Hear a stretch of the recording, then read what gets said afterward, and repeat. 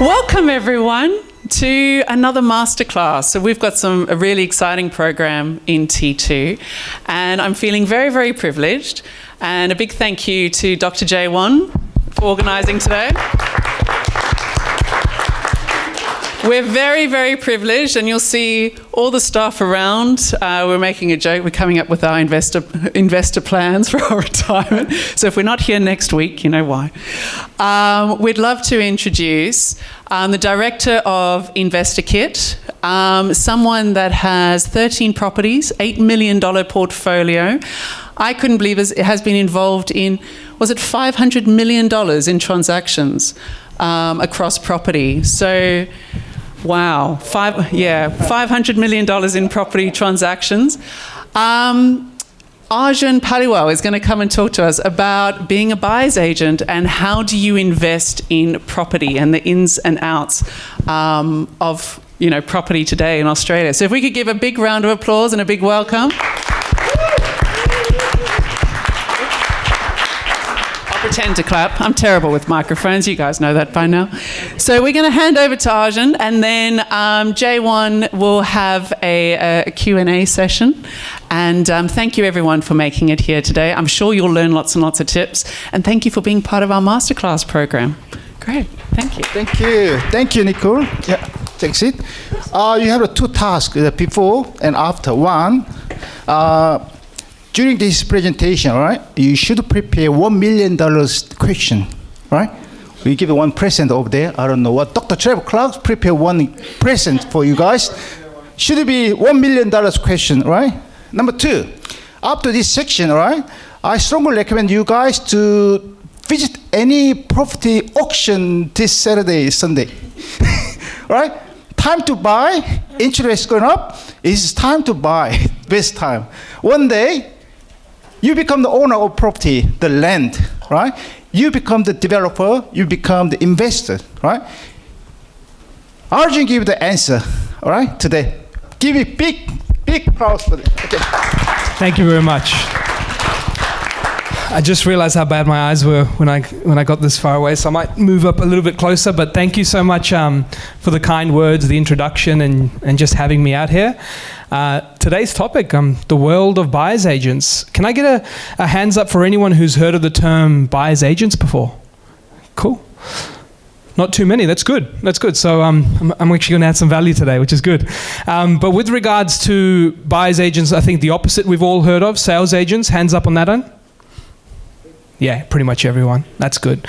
So the topic in today is, I really wanted to go through what is a buyer's agent to give you that background, because it is something that's not brand new to Australia, but is developing very quickly in Australia, and it's got a long way to go. And what buyer's agents do, the ways they support buyers in this marketplace, the gaps they fill, and I'll come to a point where there's actually a link between ICMS and this story. Not just from the educational session today, but actually from an ex-student who's gone on to actually work with our company and is currently still working here too. So I'll definitely go on to that. I'll go through more about us, that story, the impact we've had as a business, and a short snippet towards the end on some market trends that we're seeing out there and kind of what to anticipate. So I'll get straight into it. So buyer's agent. Firstly, the simplest part when you think of opposite the seller or sales agent is we represent the purchaser. Now, purchasers are very underrepresented in Australia. Because if you think about it, you're going out, making a purchase, you've got the vendor against you, you've got the sales agent against you, and doesn't it feel funny when you're asking these questions around price, conditions, or anything to do with you getting closer to that point of buying the property or learning more about it? None of those answers are to do with benefiting you. None of those answers. They're simply there to go, can I get this person to transact, and at the highest price possible? So doesn't it feel sort of strange? You're asking all these questions, but really, they're not for you, the answers. The answers are for the vendor. So in Australia, it's been very much a 2 against 1 approach. Vendor, sales agent versus the buyer. And this is where a buyer's agent comes in to help even out the playing field. Think about it, if you just go sales agent, how many times might a successful sales agent transact property in a year? Anyone want to throw some numbers out? 50. Any other numbers? Yeah. Over 100, cool. Yeah, so that 80 to 120 is some of the multi-seven-figure producers, some of the most top agents in the country. Now, even if you tone that down to 40 to 50, you're still a really strong sales agent performing. And then depending on the dollar volume of the sales, if you have some extremely premium ones and tone that number again, you're doing quite well. How many times do you feel you as a buyer in a given year might transact on property? So think about that, right? So the ball is definitely on their side when it comes to experience, when it comes to transaction volume. This is why it's really important to recognize that purchasers are underrepresented in Australia. Just for some statistics as well, I think there's just over 2 million property investors in Australia, as according to the ATO statistics. And I believe 10% of those 2 million, or just over 2 million, own 3 or more. So the number just gets smaller and smaller of those who own 4 or more, 5 or more, 6 or more. So that just means the level of people who are regularly transacting is very, very small. Which comes back to the point of representation. How can you feel confident going into this, knowing that this could be just the one of 2, 1 of 5, 1 of 6 in your whole lifetime that you might transact on property? So this is why we really do feel the representation is underrepresented here in Australia. Go back a bit. The second part here is, how do you know if someone's representing you? So I'll throw out a scenario. I'm looking to purchase a property from a developer. There is the agent representing the development project, and they're looking to sell me the property. Now, they're showing me multiple properties from multiple projects and giving me a great experience, helping me with all my questions, answer all of them. But at the end of the day, they were paid by the developer for you to transact. You did not pay 1 cent to this person. So from this perspective, are they really representing you, or are they representing the seller? Hands up if you feel they're representing you. Hands up if you feel they're representing the seller. Right. So remuneration is a key part. If you're paying the fee, you're the client. If you're not paying the fee, you're not the client. So this is a core point of separation alongside representation, is who's paying the fee. Just like a vendor pays their sales agent, a buyer pays the buyer's agent. Keeps going. The part here is that when it comes to services, the third part is that buyer's agents don't just support with a full end-to-end service. There's partial breakdowns of these services as well, which I'll go through. But yeah, I think when it comes to that point, not everyone needs the same amount of help to be helped handheld from start to end. Some people are very clear on their research. Some people are clear on the actual specific property. Some people have no clue, just wanting to get started on the journey. So this is where the range of services can differ as well. If we go into the industry, when it comes to the industry itself, recently I caught up with someone at Domain, and they were saying they just had over 40,000 sales agents actively listing property. Now that number in comparison to buyer's agents is very, very wide. There's actually over 70,000 registered sales agents in Australia. When it comes to buyer's agents and the volume of buyer's agents out there, there's no perfect number. It's still not tracked as cleanly, but it's somewhere around that 2,000 number. So you can see the gap in representation still has a long way to go, and why it's a growth area of the industry in real estate, the buyer's agent world. Going into transparency, so we touched on that part of who's really helping you. And really, when it comes to those new build components, you don't see buyer's agents operate in this market as often, because it is typically run by developer and developer salesperson. Buyer's agents are often found supporting buyers with established property. So if you're dealing with someone in the new build space, it's likely they're not a buyer's agent, but buyer's agents are more so focused on established property and supporting clients with that. What's the purpose of the buyer's agent at the end of the day? It's being part of your greater team. There are some buyer's agents who come in and say, hey, we specialize in a given area. There are other buyer's agents who don't specialize in a given area. They're more national-based investors, and they'll help you with growing a portfolio. So if your goal is to buy a home to live in, that buyer's agent might not be an ongoing part of your team. There might be a part of your team for that specific transaction. But when it comes to buying or scaling an investment property portfolio, that's where buyer's agents can actually be a part of your team ongoing. When it comes to services, we touched base on those, but I'll just go through some of the breakdowns. So auction bidding only. You would have, heard some stories or seen some friends or know of friends of friends that have been to auction and talked about that emotional experience, the hand that just kept going up even though their mind was saying, hold on a minute, that's not me doing that, it's just doing it by itself. Then you've also heard people regret it afterwards. And how about those ones where you see the sales agent come up to someone and whisper something in your ear and you're like, what could they possibly be whispering, right? Like, what could they be saying that's going to make someone just keep going? But all this stuff is emotion at its peak. There's an outcome, there's a desire. It's right in front of you. It's this far away. And at any given moment, that could be the final bid. So how do you feel in those situations? How do you feel that maybe perhaps this might be the one and only time I do it, or one of 5 times that I've done it, versus someone who might do it over 100 times a year? Maybe 200 plus when you think of all the unsuccessful attempts, because the thing is, buyer's agents, they don't win every single place.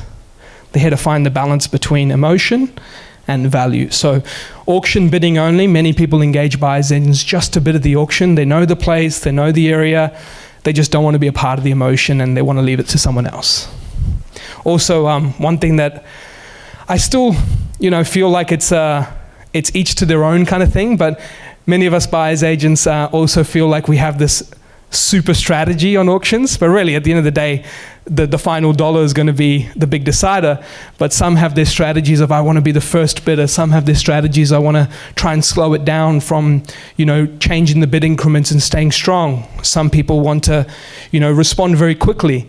So you can see they've tried this on so many sample sizes and so many different auctions that they feel like they've got that approach that they connect more with. So think of that versus the person who might just go for their only auction, their first auction, and have it all on the line.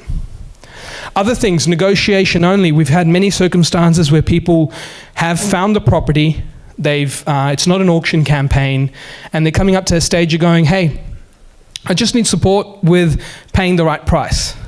And sometimes unpacking that right price is when it leads to the next part, which is review and negotiation. For negotiation only, it's typically where someone goes, I just don't want to pay more than this. I'm not sure how to best approach it. Can I leave it in your hands? And then review and negotiation is, I found the place. I don't know how much I should pay for it. And I don't want to be a part of the negotiation process. Again, it's just about those runs on the board, the practice versus someone doing it for the first time. Owner-occupier full service. So this is the part we don't support with as a buyer's agency, only because I would, not be very good at picking out which fireplace style suits someone a bit more, or which color of the paint someone likes or doesn't like. But this is how detailed it can get. Anyone seen the show Lux Listings before? Yeah? Let's see a few head nods. So Lux Listings is a perfect example of owner-occupier buyer's agents. The team over there that's involved in some transactions, they're supporting people with certain desires, certain demands, areas. Think of the eastern suburbs, the northern beaches, very tightly held locations. There might be certain properties that sell once in a lifetime and they want that property, they want that area. This is where owner-occupier buyer's agents come in and support with very specific demands and requests to help someone get into it. Investor full service. This is usually people who are looking to build portfolios or start the journey of investing in property. Now, some of the biggest impacts that we see from an investor buyer's agency perspective is people who are limited to their backyard, unsure of, transacting itself in terms of investing in property across various states. Perhaps don't feel so comfortable because they can't feel, look, touch, as it's not right near them. They also want to feel proud about their investment from a look and feel. So you can see there's a lot of limitation, boundaries, and emotion all coming together. And then, of course, you have friends, family, the word of mouth that kind of triggers certain thinking too. So where an investor buyer's agent comes in is all about how do you now open up your backyard to the whole country? How do you focus on what's the best your dollar will get you in Australia, rather than just what you perceive as the only area to buy in? And how can you remove the emotion and act with data? So that's the next component where an investor buyer's agent comes in. Then you have variations of the above, but in the commercial space. And this is where things are a lot more detailed, from lease reviews to looking at due diligence at a whole different aspect or different way. And this is where the commercial variations come in for both business owners or investors. So that's breaking down the buyer's agency service. So who might be the types of people that go, hey, this really works for me, or this is something that I need? Think of people who are sick of missing out, time poor, worried about making mistakes, don't have active relationships to get access to off-market properties, which I'll come back to. Perhaps they do have the confidence in research, but just aren't able to make it happen. Just make that moment to go for it. So there's very, very different reasons there for some people who might be a combination of them all versus some people who might just be using one or two of those things as a reason for them to engage a buyer's agent. Awesome. So that kind of gives you some background of a buyer's agent. Now, when it comes to buyer's agents, their fees can typically range from under $1,000 for auction bidding services up to the high end of 2.5% of the purchase price when it comes to commercial services for full service, and everything else can kind of fall in between. For investor buyer's agents, they typically charge between $8,000 to $10,000 on the lowest end, up to about $17,000 per purchase as a fixed fee on the higher end. So it kind of gives you that idea of what the other side looks like. It's somewhat similar to the sales agent model when it comes to certain percentages, but on the buying side, there are very much valuing the fixed fees as well, because they know, hey, it's a property, it's the property that I'm after, the purchase price is irrelevant because it'll change from property to property, and so that's where the fixed fee component comes in. So that gives you some backgrounds to the world of buyer's agent and what a buyer's agent does and who they are. Going into us at InvestorKit, we only support with the investing side of things, hence the name, and residential and commercial both come under our support areas. When it comes to our story, we touched on a little bit earlier. So we truly believe that helping investors has to come from that level of experience of investors, and so we have a buyer's agent team, which is myself and two others in the buyer's agency team, as well as the research department as well. And there are 25, I think that number just changed because my wife and I just purchased 4 more places in the last month, but that's now 29 properties across us, which really showcases that when we work closely with clients, it's about how do we leverage our experience personally, how do we leverage our experience professionally, and come together to help clients get that competitive edge in the market. So investors helping investors is what it really comes down to. We've been fortunate enough to have our research featured all across the media, often quarterly on Sunrise as well, to share more about what we're seeing across the country. And one thing I feel that's been a big standout for us has been what we call our market pressure analysis. Our market pressure analysis is kind of, what it is, the heat, no heat, somewhat hot across markets, and we use a range of indicators and data points, which I'll come back to.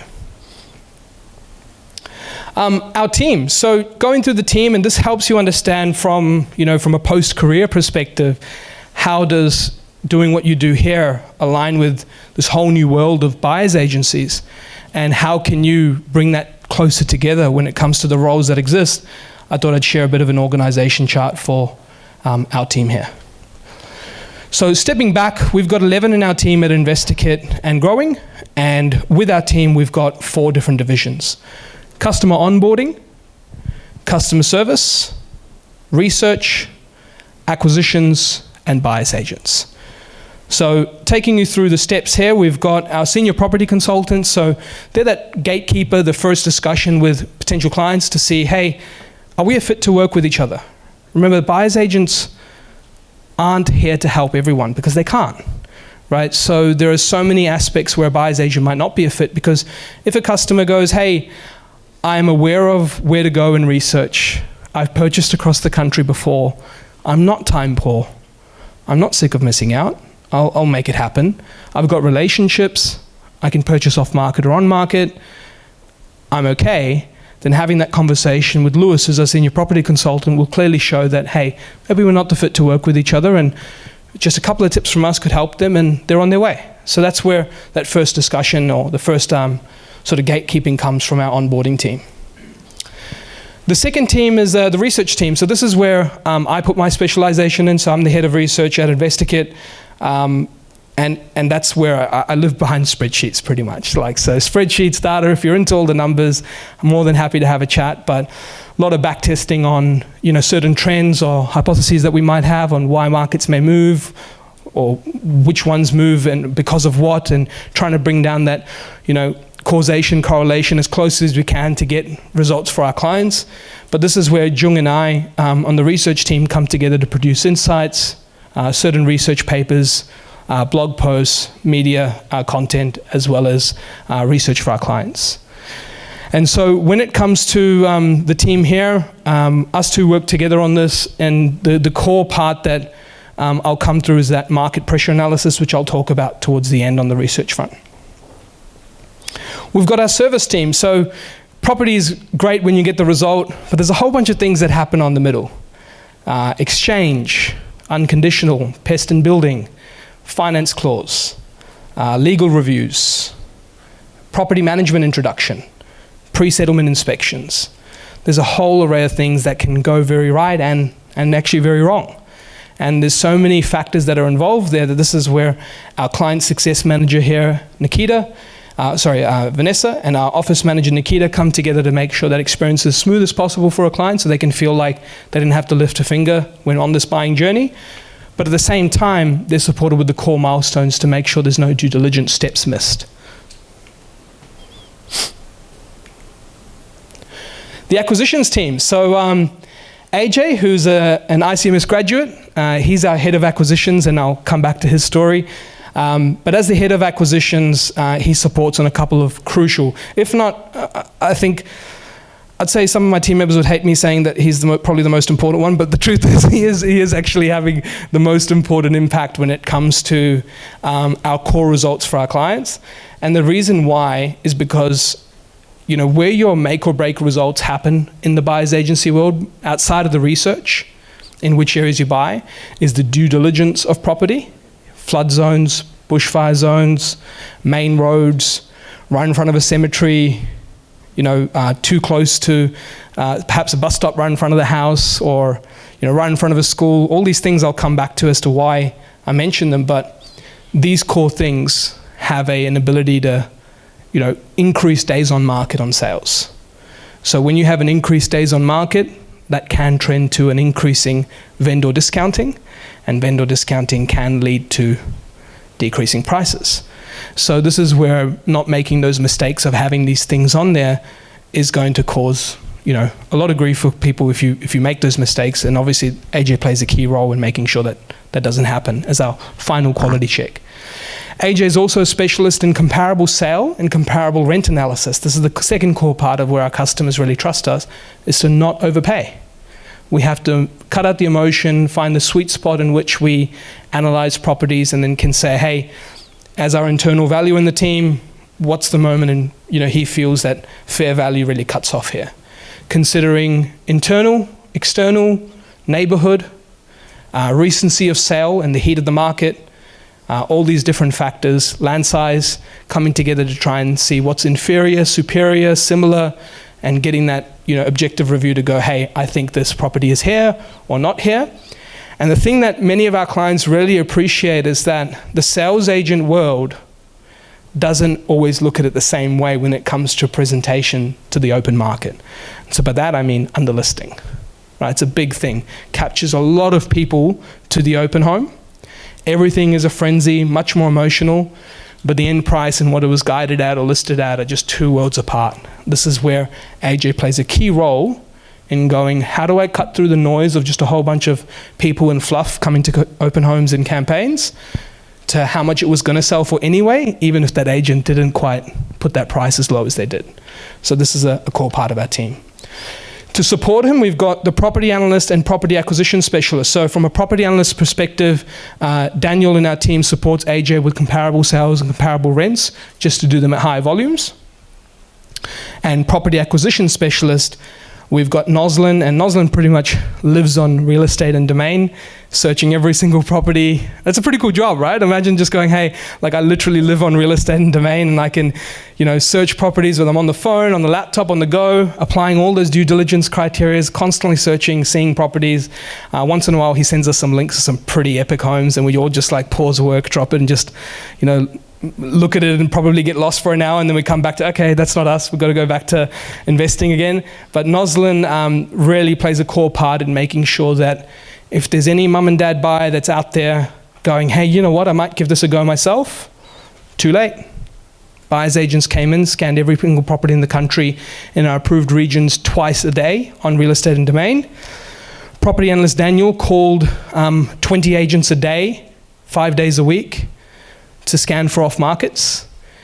Every one of the 400 plus purchases we've made, someone's able to go back to those agents, catch up with them, have they got anything else coming up, let us know before it hits the market. So these sorts of things allow us to have a competitive edge in comparison to the everyday buyer.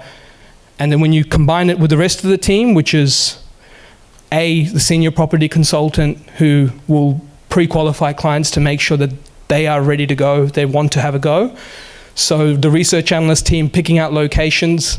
So when you put all this together, you can see why this world of buyers agents is really, coming into the world of property and helping investors get that competitive edge, because we've got the right investors who want to give it a go, research for the right locations, scanning of all online properties, off-market phone calls, comparable analysis and rent, all turning around in the fastest, sometimes within 24, 48 hours. Access to people on the ground who'll connect us with sales agents to let us through open homes before the open home even happens. So these sorts of things are where the team coming together really starts to flow and come together and make sense. The next division here, let's see if this one works. There you go. Our buyer's agent team. So our buyer's agent team, we've got our buyer's agent, Kane, our associate buyer's agent, Anna, and our head of commercial, Chris. So Chris is essentially the commercial version of our buyer's agent. And then with Anna and Kane, where they play a role is that they are now presenting properties to clients, finalizing negotiation with sales agents, trying to secure it, and just be the overarching person who, kind of quality controls right at the end, as well as works closely with our office manager and client success manager to make sure it all goes through smoothly. So the buyer's agent is that person at the end to get the job done by either saying, no, this property isn't the one, let's let it go, or coming through with a successful negotiation and securing the client the property. And so from an associate buyer's agent, they'll support with those core milestones of pest and building review, reviewing the property manager's terms and agreements, and working closely with our team to kind of have a stepping stone between buyer's agent and associate buyer's agent, just so they're not thrown in the deep end immediately, negotiating with agents and getting trampled on by agents who've had years of doing this, seeing all types of buyers, all types of seasons. We want that experience to meet the experience, and that's where the associate buyer's agent role is more of a stepping stone on that way there. Cool, so I hope that explains or gives you some insights of a world of a buyer's agent business and the different roles that exist and how they each play a different part and what you're learning on your journey and how they can connect back to there. So that's the InvestorKit team. Moving on to the ICMS story. I think AJ's going to hate me for using this picture of him. I just wanted to get a most serious looking one I could. But let me go through this picture of AJ. So Arjun is actually his name. Fun story on that.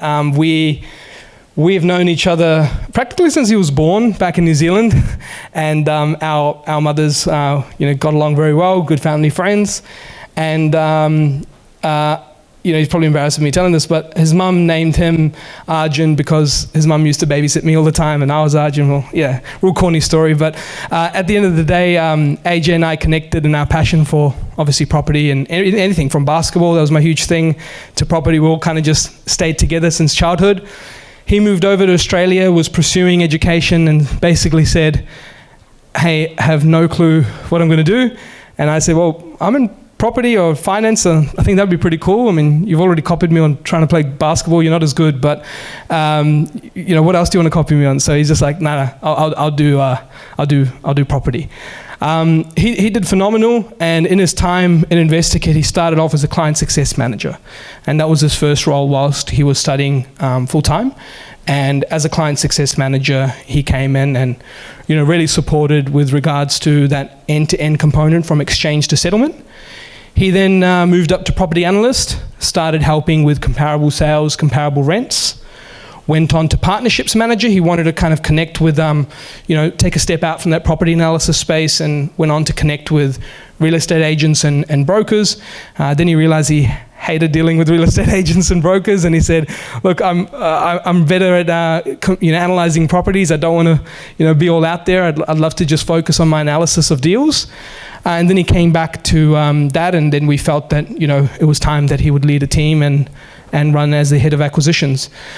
His reflection on the time he's had here and how that's made a difference in terms of his ability to gain confidence in just talking about this, being a somewhat of a subject matter expert as well, and kind of bringing that theory world with practical world, and just having a support group around him to communicate with and talk about these things whilst he was working there.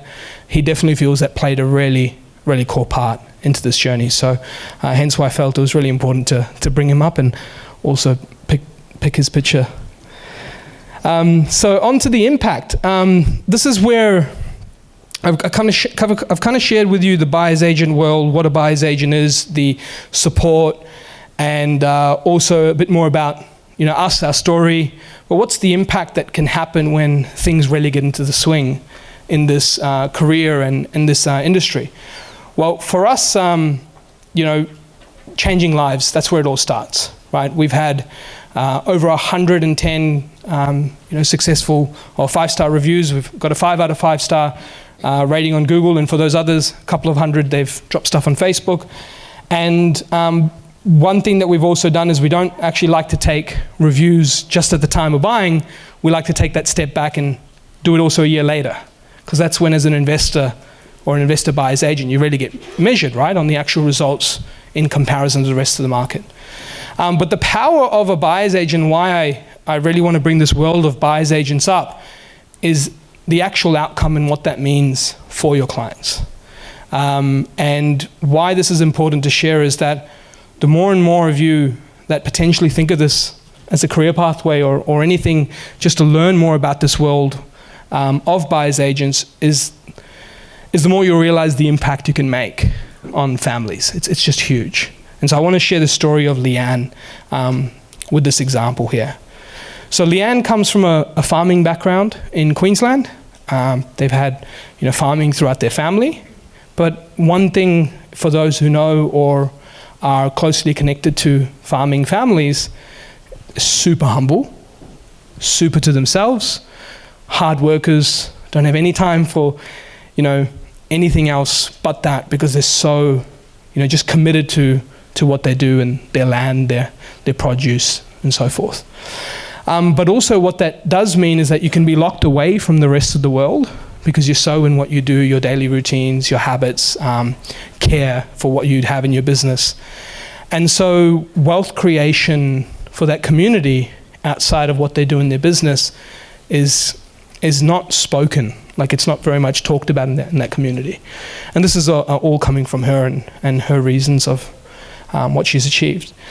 Now, from that perspective, she's had some experiences in the past that left her a bit stung, and she didn't want to go through those periods again.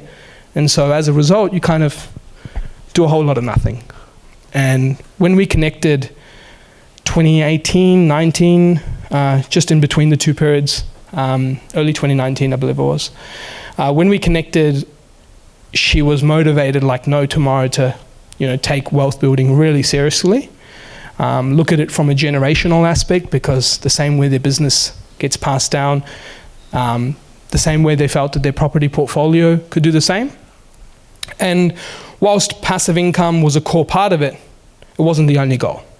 It was a combination of generational wealth, passive income, and risk mitigation as well, which I'll come to.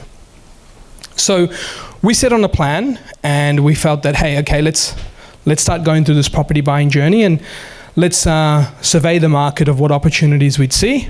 And we went through a journey where we ended up purchasing 9 properties, of which 3 were commercial, 6 were residential, producing a passive income of over $120,000 per annum. And now the total portfolio value is over $5 million.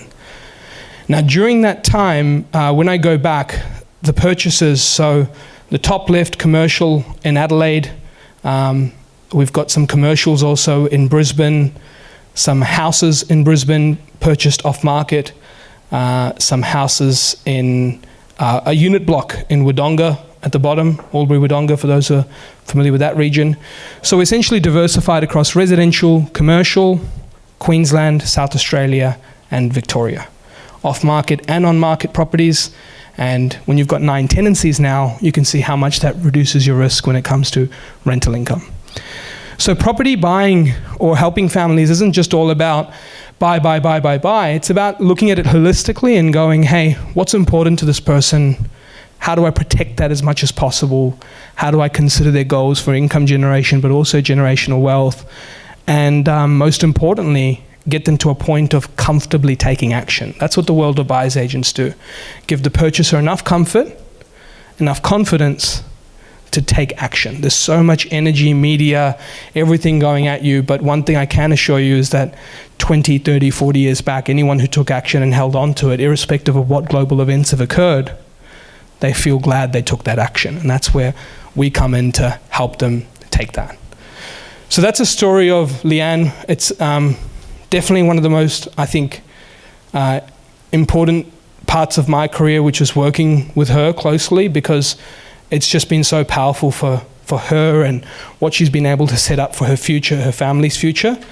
And, you know, it doesn't happen as well, these subsequent properties, without performance in between.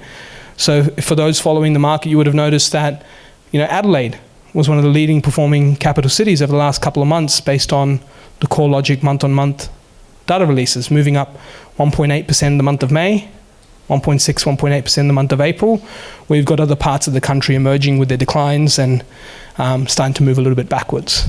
So you can see the power of, you know, reading those things earlier on and seeing the fundamentals of markets that we felt would be having a little bit more legs in them, adding commercial to have more income and protect those goals that she's wanting to achieve from passive income.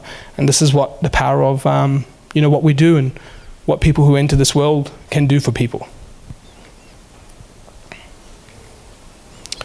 The experience. So I guess reflecting on that experience and how we've taken it from an individual journey to the many people that we help, over 350 plus purchases, and when combining our finance and real estate background, it's now over 650 million in real estate experience. Consistent outperformance. So to give you an example, many regions in the northeast of Adelaide as one region, parts of Coffs Harbour, Port Macquarie as another region, out towards Gold Coast and Sunshine Coast. Even though we've been on this national property boom, seeing 20, 25% in the last 12 months, when I talk about consistent outperformance, it's not just, hey, buying anything that booms during this whole national blanket approach boom. It's how can you outperform already such an amazing result of 25% across the country, while those sorts of areas produce 30, 40, and even 50% over the last 12 months. So making sure we can focus on consistent outperformance, whether it's a slower time in Australia, whether it's a booming time in Australia, how do we create separation through our research analysis, local intelligence, volumes of deals, and seeing when things slow down first or speed up first. That's where it comes back to. And to do that, you can't just be a one-trick pony. You can't just keep working in the same market again and again and again and be that sales agent of that one area who goes, hey, it's a great time to buy when things are not going so well. And then when things are going well, it's a great time to buy. You should keep buying because it's great. It's going up. That's silly. That's not risk protection at all for your customer. What it is going across 20 plus cities across the country, because if you wind the clock back long enough for most cities across Australia, almost all of them have achieved between a 5 to 7% per annum 30-year average. So when you think about that, if you're going to look at the market, because they all haven't performed the same over the last 10 years, they all haven't performed the same over the last 5 years, which means it's so important to capture as many markets as you can across Australia to make the best possible decision for your client. Eventually then, you're removing opportunity costs by focusing on the next 3 to 5 years, but eventually over the long term, they're going to come back to their averages of that 5 to 7% per annum in most cities. So it means that you've protected them from risk protection by diversifying across the country.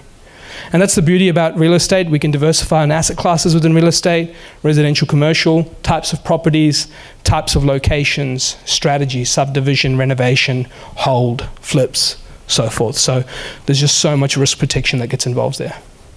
And then of course, our regularly featured industry insights. For those who would like to check some of them out as well, investorkit.com.au. We've got a white papers section, which is all free info. The most two recent releases, one coming out this week just been, and each of these consistently gets media headlines on a national level, is 20 regions where rents will surge. We're all hearing about the interest rates rises, but suddenly, one thing I don't feel so good about is why in Australia the rental crisis isn't being talked about more. We're in a really bad spot. Like, so many renters are going to be doing it and are already doing it tough. We get to see across the whole country, tents all over the place, caravan parks full. It's something that's being massively neglected, and that region touches on why we've seen this huge rental crisis in Australia. We've broke down what we feel are the core reasons. And this is all totally free to download, but just some monthly education that keeps coming up. Which regions are going to see the brute force of it the most? Areas that we predict rents will rise by $50 a week to $100 a week, which is what, $2,600 to $5,200 in a year.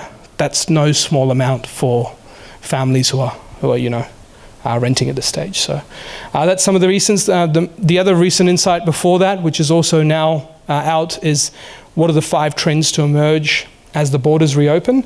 They have reopened, but they're not really fully into the swing of things. We've charted out our 5 trends that we see to emerge in Australia off the back of these things really coming into full swing.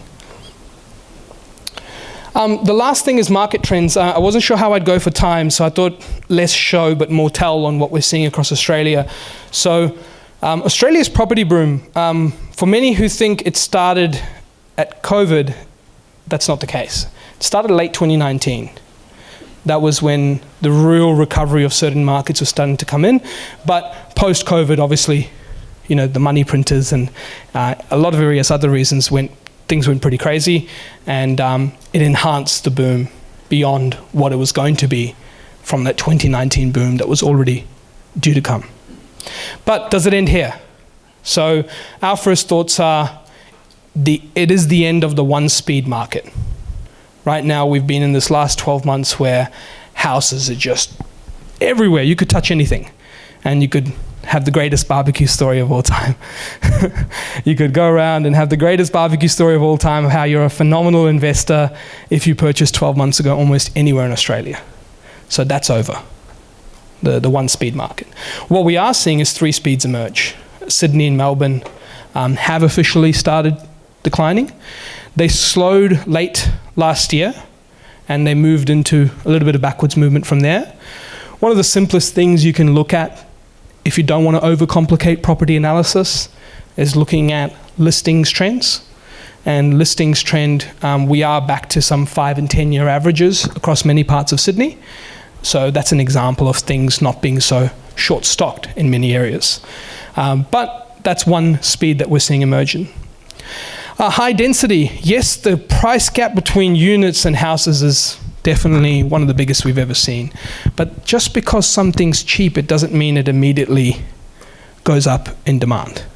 Affordability is one component of demand, but not the only one.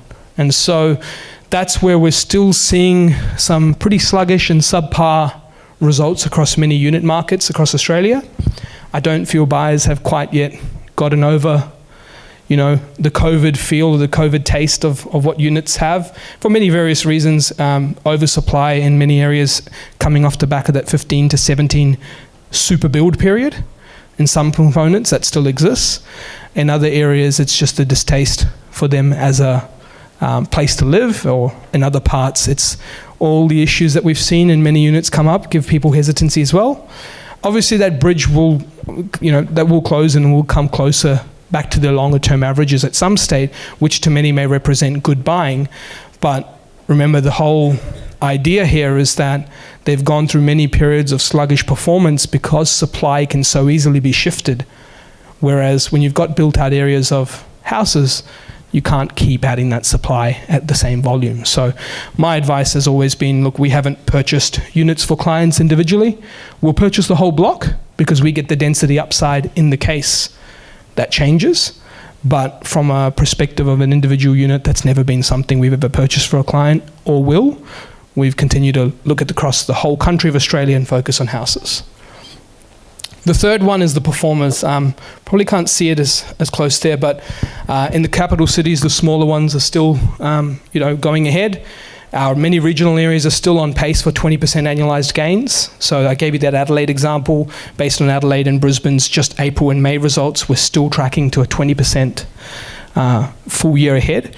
Obviously, they are slower results than the peak rates of growth, which were 2 to 3%, which is just crazy on a monthly basis, which means that they're not at their peak rates of growth, but they're still at very strong ones. One thing that's going to emerge as people consider what's happening across the country is just a sense of expectation when you invest. People shouldn't fall in the trap of that because we've seen everything seeing 20%. That's not normal, right? The last time this sort of level of activity happened in Australia all across the board was between 2000 and 2005. That means for someone who was 30, they'll be 50. Someone who's 50, they'll be 70. So this can't keep happening again and again, and these years are important, so we shouldn't be looking at investing like everything we need to do or buy touches a 20%, 25% gain. Remember, those 5 to 8%, 5 to 7% averages over the long term is great. When we're modeling things out for clients, we're using that range, 5% actually the bottom end of that. And they're still in a 20-year period achieving their wealth goals, retirement goals, able to clear some of their debts, able to, hit the goals that they want for generational wealth, whatever it may be. So imagine if that's happening off the 5 to 7% or 5% in our case, averages, we shouldn't really be expecting those 20 and 30s all the time. So that's one big thing that people need to look at, because property investing is a long term and eventually they'll come back to those 5 to 7% averages.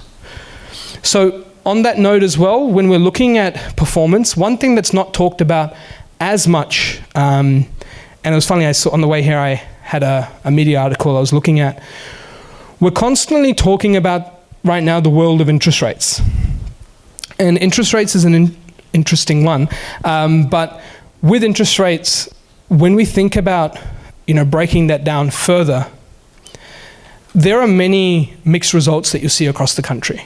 And I encourage anyone who'd like to know what some of those results will be off the back of it increasing. We've got a white paper again for free that's on our website called our Overvalued Undervalued Index. And we'd gained some inspiration from the Uni of SA, worked closely with Professor Leishman and reached out to them and gotten some insights on some methodologies, and we tweaked it and applied our own variations of it. But essentially, more important than house prices and incomes is mortgage repayments and house prices, or people's ability to pay those repayments. There are some cities across the country, I'll just shout out an example, Townsville. Townsville house prices are somewhat similar to their 2012 house prices.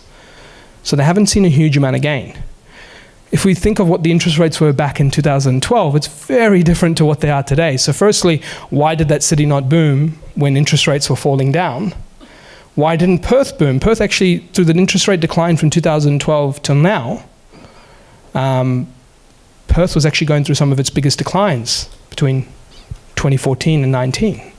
So we can't as easily tie that one metric to everything in property investing. That's one thing that both commentators, economists, as well as media constantly fall for, which is thinking the one thing equals everything in property. That's not the case. There are so many things, right? So just think of the COVID experience we've just been through.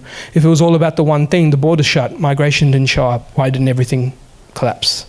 So we have to stop falling in love with the one thing in property investing, and that was one biggest advice I can give you on the interest rate side. Have a look at that report. It shows where there are markets that are a little bit more sensitive to these changes because they make a big difference. But overall, on the grand scheme of things, our balance sheets, household savings, money in offset accounts has been very, very healthy. People during these times also tend to put away a bit of cash, although we are seeing lots of trends from bank data that we work closely on of revenge spending. A lot of people catching up on lost times for sure. I know I caught up on a lot of lost times. I was fortunate to go off to Thailand and New Zealand not long ago, which was pretty cool.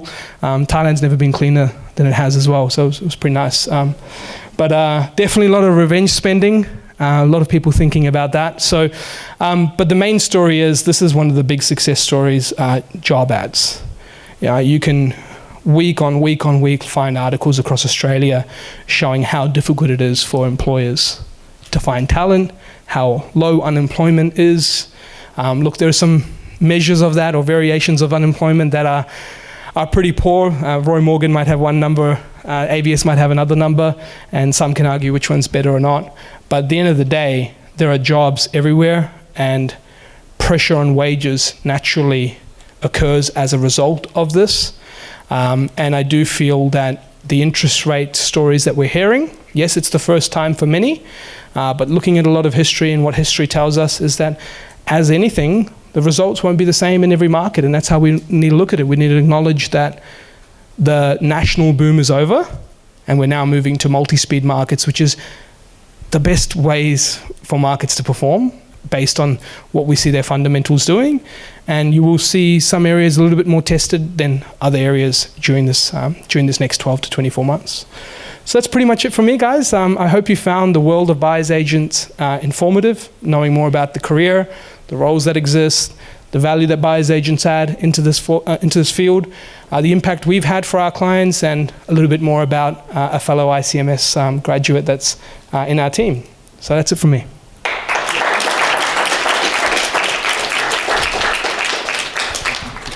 Awesome. Nicole, the main MC. Okay, thank you very much for that. I want to buy property because why? Tell me. I want to buy property. Why? As an investment. I want to buy property. Why? For investment. I want to buy property. Why? Passive income. I want to buy property. Why? To have somewhere to live. I want to buy property. Why? Investment. I want to invest property. Why? What was it? Capital growth. Capital growth. Easy way, very easy word. I want to invest and buy property. Why? Make some cash. I want to make the cash and invest the property. Why? I don't know. Yeah, make some cash. Yeah. Why? Okay. Why you need the cash? To spend.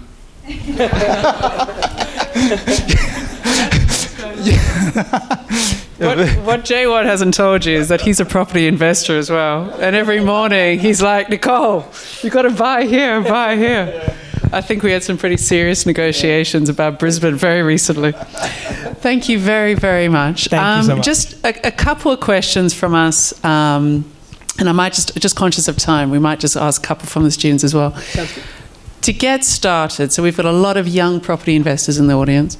Is Sydney still the best market? Is it still about negative gearing? How would you start in 2022?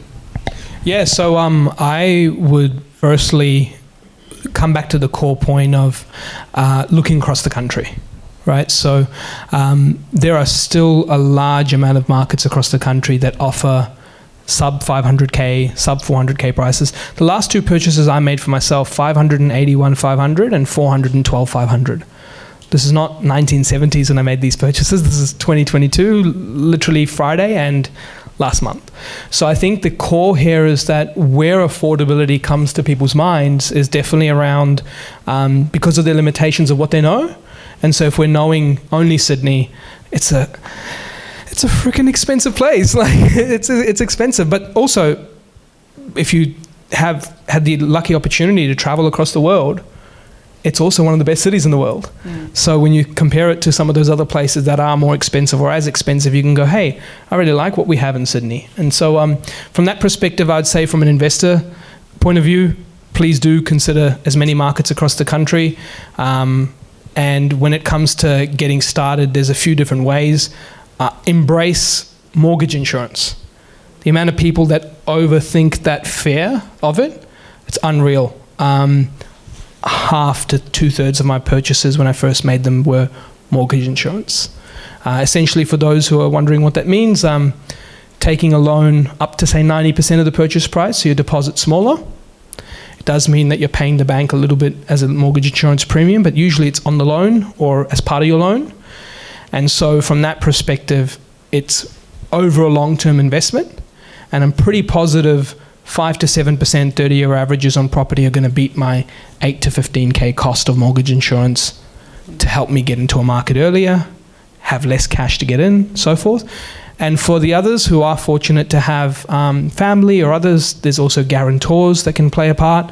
But if it's not family, then look, affordable markets, houses, not units and townhouses. They're both houses, the examples I gave. So from that perspective, that's my thoughts. Thank you. And it's something we've been discussing, obviously, over the last couple of weeks. Do you think the election is going to change the market much? So on the topic of the election, just 2 weeks ago, actually, or 3 weeks ago, we wrote a blog on this. So for those who'd like to check our, review of previous and historic data of Labor's performance, Liberals' performances, and so forth, we went into that. If you simply look at the periods of housing performance, short answer is there is greater performance with Liberal in power. But when you also look at it aside from performance and you actually look at investor proportion of finance take-up, there is no big swings under either party. Because when it comes down to the argument that Liberal is somewhat pro-business, pro-property, pro-wealth, pro-investing, whatever you want to look at it, if that were the case, we would see tremendous spikes in investor finance take-up as a ratio of owner-occupier or total finance, and that's not the case. So what I'm getting at here is whatever government's going to be in, you, the individual, will have the greatest control in your outcome, and there will be ample markets out there that give you the opportunity to get the outcome that you seek for your family or for yourself.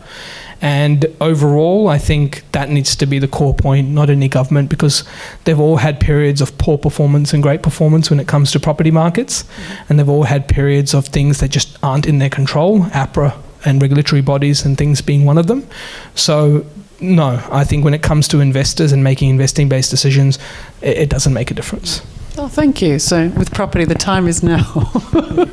All right, we probably have time for just one or two questions. Does anyone have a question?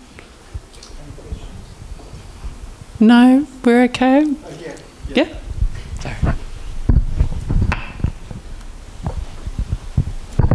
What's a guarantor?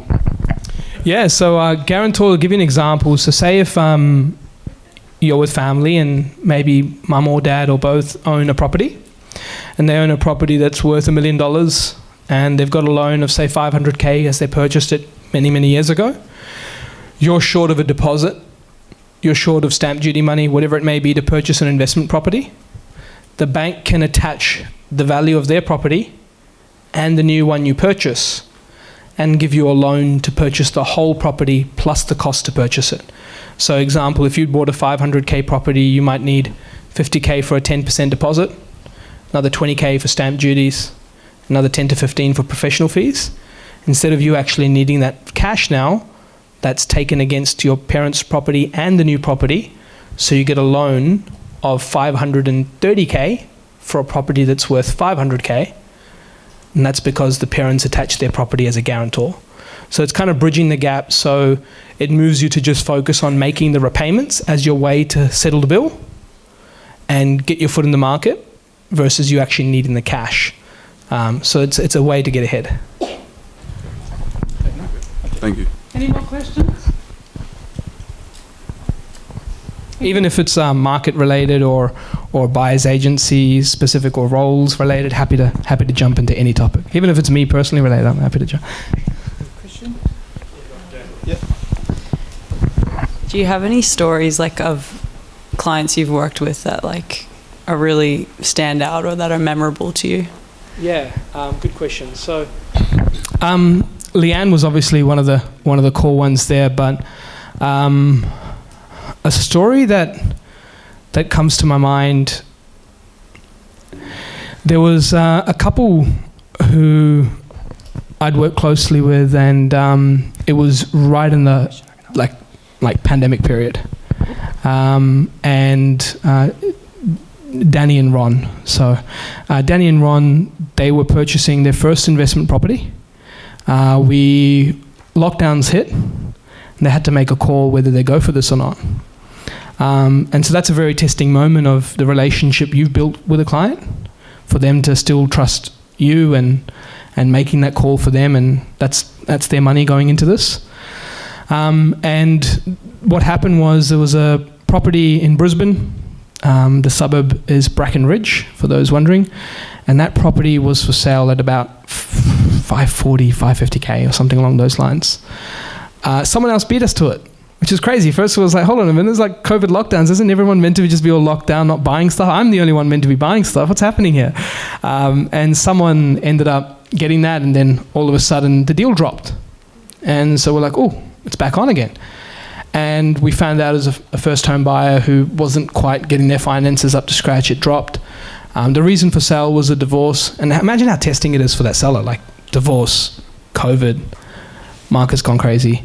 And the market hadn't gone crazy on the way up, by the way. March to May was the biggest period of vendor discounting. So all those people who see moments like that and go, oh, we'll wait for it. If you waited longer than 2 months, you're already catching a trend going up.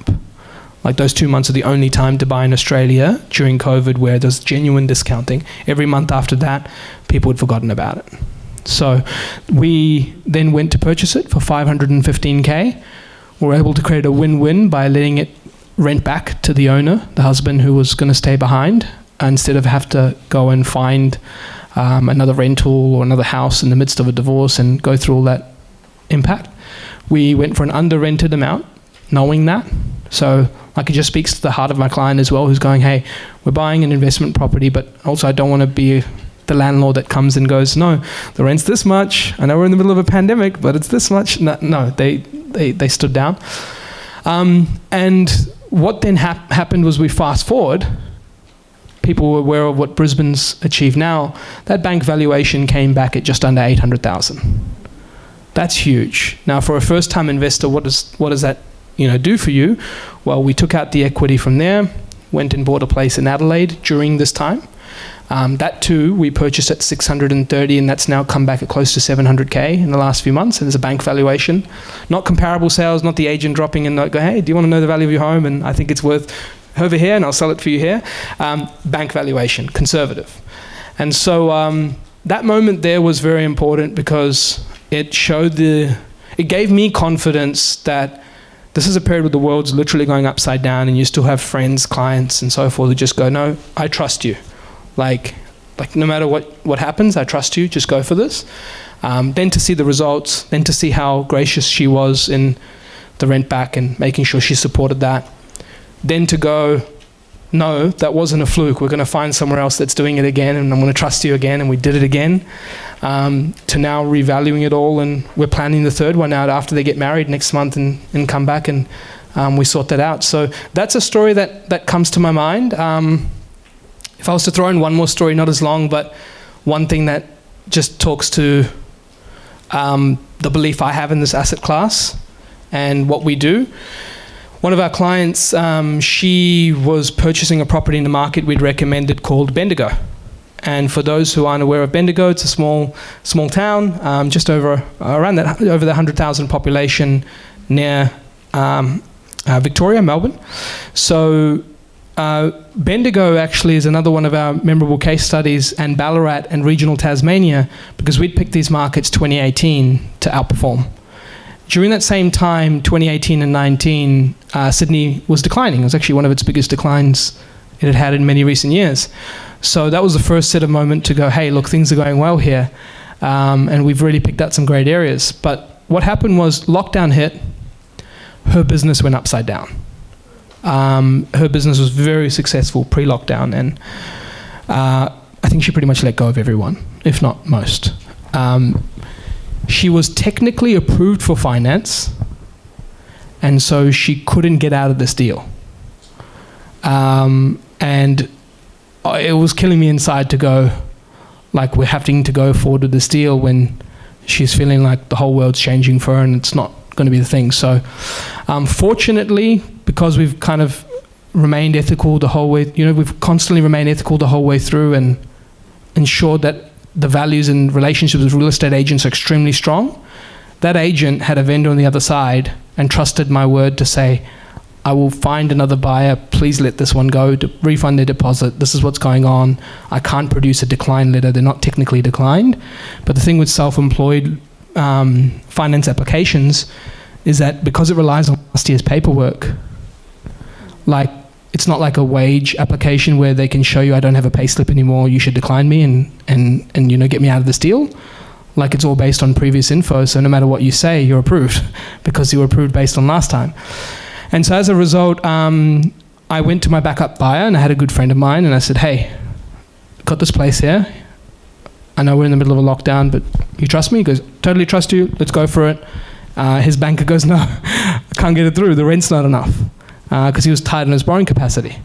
And so I looked at my wife, and she's just like, you're crazy, you're giving me that look. And I was like, yeah. I was like, let's go buy it. And so that was a moment that sticks to me all the time, because to protect our client, we purchased that property. And I always believe in karma and how that comes back. And that property we purchased with $380K, bank valuation at 615 in 2 years. Bendigo's been one of the best performers in the country, up over 60% in that particular example. Took out equity, bought other properties, and we've actually also bought her 2 properties since then. So it's just all worked out really well. She was so glad that I was able to put myself there and go, no, I'll back my own investment. I want to support you. I value you. I value the agent relationship as well. I'm not going to let him and the vendor dry. And so we all came out as winners. So yeah, that's kind of the 2 stories. Okay, all right, one more question. Any? I think our students might have to run. Okay, yeah, the class, yeah. Can I borrow that? Thank you. Just want to say thank you very, very much again. And that's a lovely, heartwarming story to end on. And so if we could just give Arjun a big round of applause. Thank you. And if we could say a big thank you to J1 as well, who organised today. I know you've got to rush to class. I think we're getting close. Yeah, we finished now. Yeah, I think, yeah, if you have the $50,000 in your saving, what do you want now? What do you want? What do you want? What do you need? He wants a rally. What you desire. So your property, so your part of your want, you need, a desire. So it's part of the ground theory of Maslow's hierarchy, isn't it? It's the ground theory of marketing management, okay? So we invited Dr. Trevor Clark, you make the closing address. Yeah, 1 minute. Yeah. Yeah, give it. Yeah. Okay, thank you. Tēnā tātou katoa. Nō reira, tēnā koe, tēnā mai, te korero, te whānau, kia ora. So what I've said to Arjun, because he's a fellow Kiwi, is just to say thank you very much for coming here today to speak to you guys here. Everyone, it's gracious to have him here, and kia ora is a term of colloquial welcome and goodbye and everything at the same time. Mate, well, awesome presentation. Really took a lot of the gold nuggets away today. Some really interesting. The key thing that I really loved of what he said was, did you hear the word research? Research. Over and over and over again. It doesn't happen by accident, guys. Research is the key to everything that you learn here in education-wise, but also see how it's applied in the real-world application. That's how it works. So, Arjun, again, thank you very much, my good man, and I wish you all the best for the future, and I know it will be successful. Cheers. Thank you very much for that.